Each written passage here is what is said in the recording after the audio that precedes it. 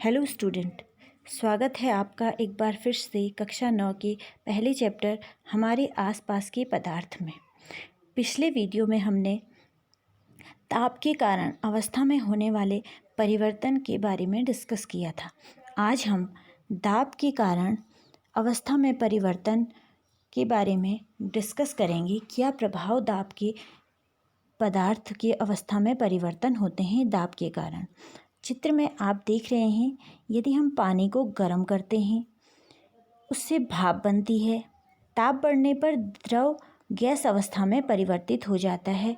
उसकी गतिज ऊर्जा के कारण जो द्रव है वो गैसीय अवस्था में परिवर्तित होने लगता है। दूसरे चित्र में आप देख रहे हैं, एक सिलेंडर है, पिस्टन के द्वारा उसमें दाब दिया जा रहा है और जो गैस है वह अपनी अवस्था में परिवर्तन कर रही है। ये गैस है और यह द्रव है।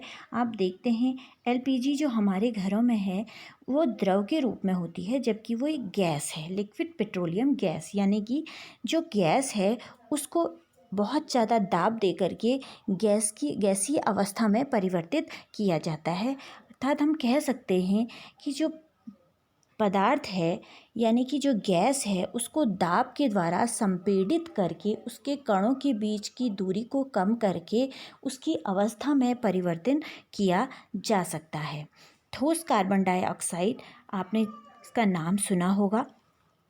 ठोस कार्बन डाइऑक्साइड जो है उसे बहुत अधिक उच्च दाब पर और कम ताप पर कंप्रेस किया जाता है, यानी कि दबाया जाता है, जिसके कारण वह गैसीय अवस्था में न रह करके ठोस अवस्था में परिवर्तित हो जाती है, जिसे शुष्क बर्फ कहते हैं।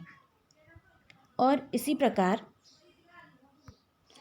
जो भाप है, भाप को अगर हम ऊपर से दाब दे करके जल अवस्था में परिवर्तित बहुत आसानी से कर सकते हैं। अर्थात हम कह सकते हैं दाब बढ़ाने पर व तापमान घटाने पर गैस द्रव अवस्था में बदल जाती है।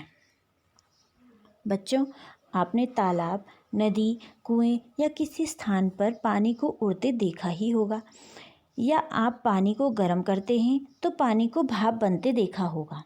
आपने इस बात को नोटिस जरूर किया होगा कि यह पानी बिना उबले भाप में परिवर्तित होने लगता है। अतः हम कह सकते हैं कि जो उबलने से पहले जब द्रव भाप में या गैसीय अवस्था में परिवर्तित होने लगता है वह क्रिया कहलाती है वाष्पीकरण। वाष्पीकरण वह प्रक्रिया है जिसमें क्वथनांक से कम ताप पर द्रव जो है वो वाष्प में परिवर्तित होने लगता है।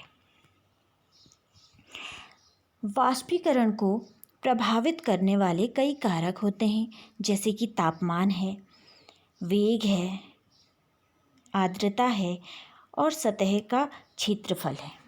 इनको घटाने या बढ़ाने से वाष्पीकरण की दर घटती और बढ़ती रहती है।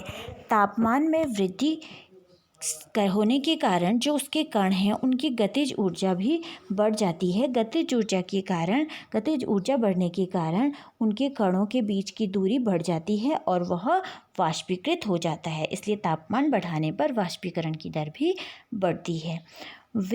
वेग अगर तेज होगा, वेग अधिक होने के कारण जो जलवाष्प है, जलवाष्प के कण वायु के साथ उड़ने लगते हैं और आसपास के जो जलवाष्प है उसकी मात्रा घट जाती है। यानी कि अगर वेग को हम बढ़ाएंगे तो जो जलवाष्प है, वाष्पन की दर है वो बढ़ने लगती है। उसके बाद आर्द्रता, वायु में विद्यमान जल वाष्प की जो मात्रा होती है वह आर्द्रता कहलाती है।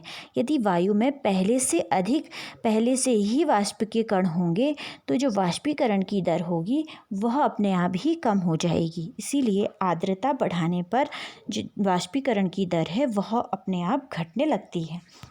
सतह का क्षेत्रफल बढ़ाने पर, सतह का क्षेत्रफल आप इस बात से देखिए, जब आप कपड़े धोते हैं, कपड़े धो करके आप निकाल करके एक स्थान पर सीधे इकट्ठा नहीं कर देते बल्कि उन्हें फैलाते हैं।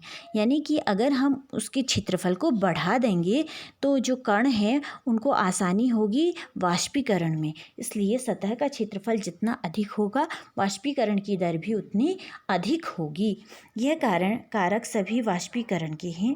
आइए हम देखते हैं अब ताप और दाब के क्या क्या प्रभाव पदार्थ पर होते हैं। ठोस को जब तापमान बढ़ाते हैं, तापमान बढ़ाने पर ठोस द्रव में परिवर्तित होता है, उसके बाद तापमान बढ़ाने पर वह गैस में परिवर्तित हो जाता है।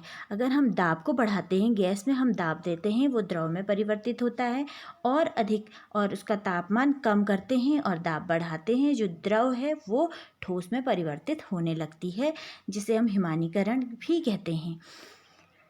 उसके बाद ऊर्ध्वपातन जो है, ठोस से सीधे गैसीय अवस्था में परिवर्तन होना। किसी ठोस को हम गर्म करते हैं और वो गैसीय अवस्था में परिवर्तित होने लगता है, वो ऊर्ध्वपातन कहलाता है।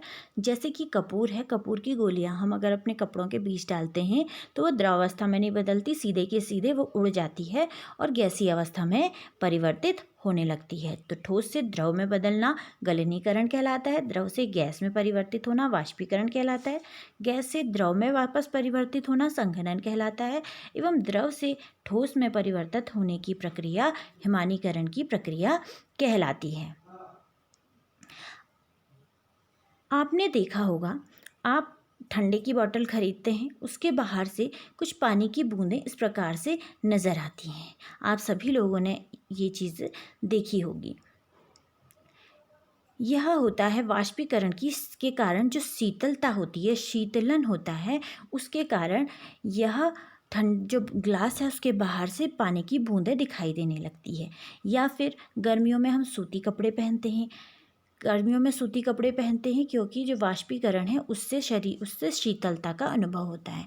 जिस स्थान पर वह पसीना, अगर हम गर्मियों में कपड़े पसीना हमें आता है, वह पसीना हमारे शरीर पर लगता है। जिस स्थान पर वह पसीना लगता है वहाँ पर की जो ऊष्मा है वो अवशोषित कर लेता है, सूती वस्त्र अवशोषित करता है, अवशोषित करने के बाद उसे बाहर कर देता है।